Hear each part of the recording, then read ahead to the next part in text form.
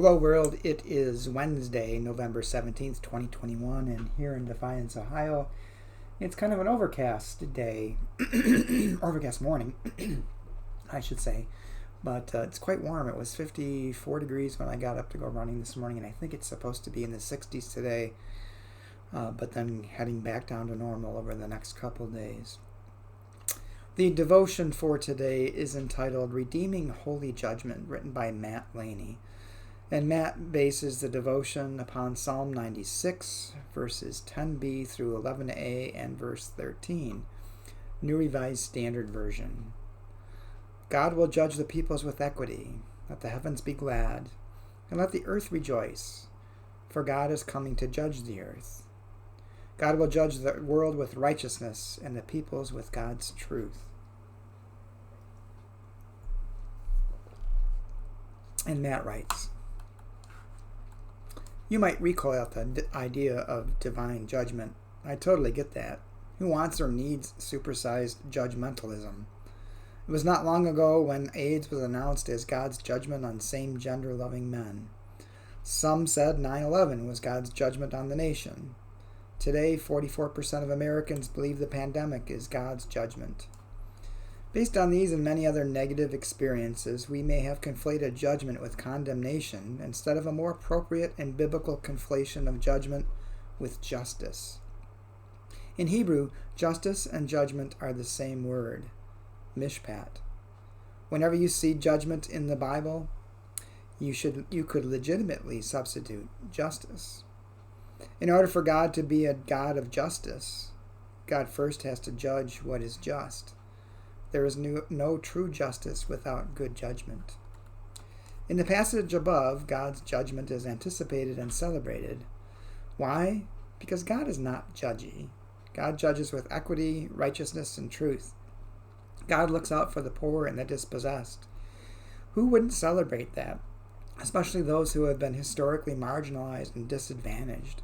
A good judge is what every oppressed person wants, but almost never finds. A God who judges with good judgment, with justice, righteousness, and truth, is what our world needs now. And Matt's prayer. Good judge, when you shine your light of just judgment on earth, may I remember it also shines on me. Amen. Well, this devotion makes me think of a couple of different things. Most of them do. Have you noticed that pattern? And I'm in line with Matt because I think there's a lot of misinterpretation of what God's judgment means when people read texts in the Bible.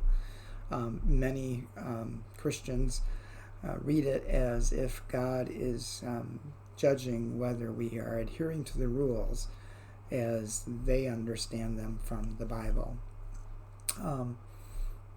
And most of the rules that are quote-unquote rules are really about how we get along with one another and how we treat one another.